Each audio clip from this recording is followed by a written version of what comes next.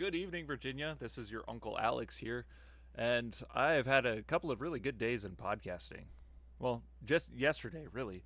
I was a guest on the Paranormal Odyssey podcast, and it's weird going from the host of a show to the guest, the interviewee. It was definitely a different experience being asked about what I think and what my experiences are, and to talk about what I do. That was really cool for me. But those people were awesome. If you haven't checked it out, go ahead and go check out the Paranormal Odyssey YouTube channel. Subscribe on their channel. It's really good stuff. If you like Odd Virginia, you're probably going to like what they do too. They do live shows and they do podcasts that are post edited like mine. But then after that, they were hyping up my show, telling me how good the audio sounds and all that, and telling their subscribers to check out my channel. So I went into YouTube Studio and I was looking to see if anybody had subscribed to the channel, and what I found was something a little different, but really surprised me. Our video analytics on the Route 29 Stalker. This is an old video, and it just blew up over the last week. You can see here when it was published, which was uh, well over a year ago. Right about here is where we get to a year, and it's starting to hit about 200 some views. And now, this is the last week. Look at this. It just skyrockets. Uh, as of today, 877. But this is the last week from about 325 to 877. I was like, what the heck is going on? Why is everybody so suddenly interested in this Route 29 Stalker episode that we did a year and a half, almost 2 years ago? I'm not sure. So I told Bill, who was my guest, he was the one who did the presentation and wanted to do the episode on the Route 29 Stalker. And he sent me this article, which this is recent news. Now remember, this case is still open.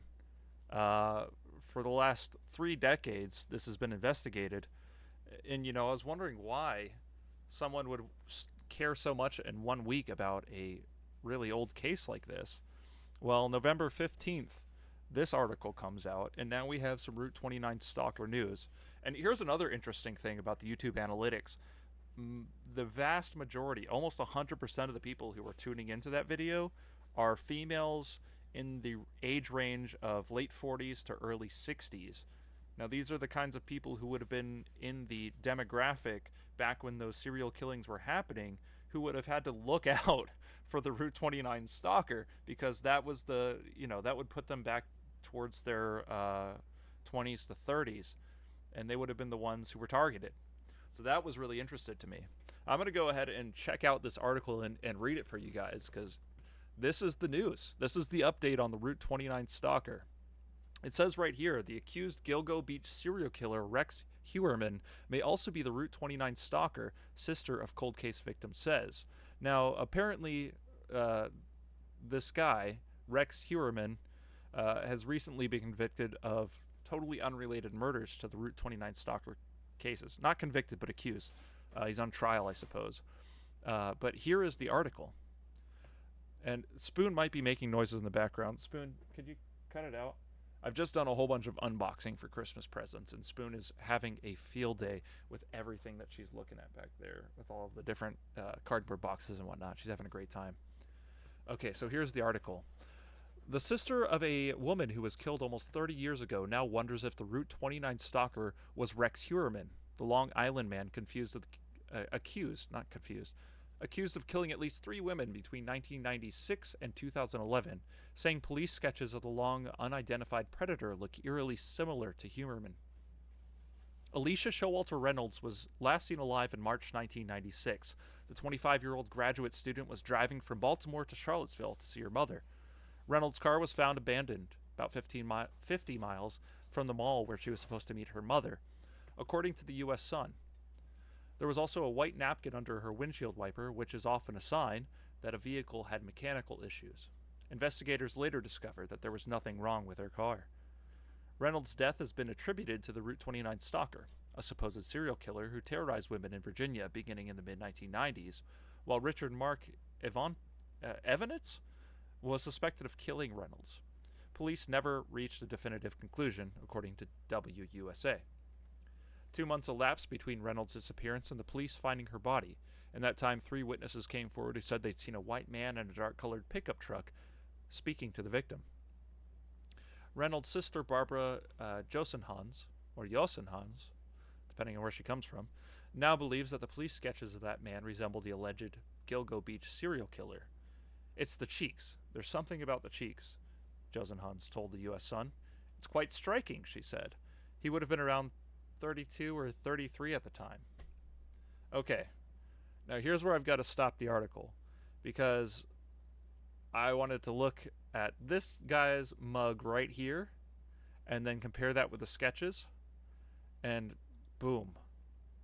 There's his mug, and look at this. At the exact same angle a face is drawn. That has a very similar facial structure. Now remember, this guy is probably about 30 years older now, or something like that. About maybe 25 years older now. I'm not doing the math. But, look at that face compared to that. It's not 1-to-1. But remember that this was drawn based off of something that was seen by someone else and then relayed to the sketch artist, right? So they're not going to get a perfect match based on their own memory, but based on the memory of someone else who is then relaying that memory via words. So it's never going to be perfect, but just de-age this guy a little bit. And it's so funny that it's the exact same angle, almost the same facial expression. You got the lines, the cheek lines there, the straight mouth. I don't know. The ears definitely don't look the same. But even that little kind of swooping hair and the strong chin, just imagine a little bit more flab there, as if he had aged and maybe eaten a bit more. There's a similarity. I'm not going to say that, oh man, definitely guilty. I would never want to convict somebody without, beyond the shadow of a doubt, that they are guilty. Anyway, property records indicate that Heuermann's mother, Dolores, has lived in Palmyra, Virginia since 1994. Now, Palmyra is very close to that Route 29 corridor. Heuermann also previously testified that he traveled to Virginia multiple times throughout 2018, according to The Sun. Decades later, Reynolds' death is still the subject of an active police investigation. Quote, despite the passage of more than 2 decades and the scrutiny of more than 10,000 leads, Virginia State Police continues to actively pursue the disappearance and murder of Alicia Showalter Reynolds, a spokesperson for the state police told The Sun. State policemen hopeful that this case will come to a successful resolution and continue to encourage the public to come forward with any information related to the investigation. Heuermann was arrested in July in connection to the killings of Megan Waterman, Melissa Barthelemy, and Amber Costello.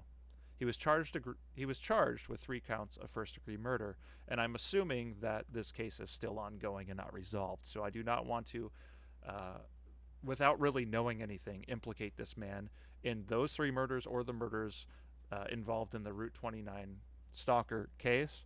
However, this is an update that I thought was definitely worthy of note. You guys can come to your own conclusions. I just want to say, don't be too quick to judge. The court of public opinion can be much harsher than it generally should be. And with that, stay odd, everyone. Good to see you.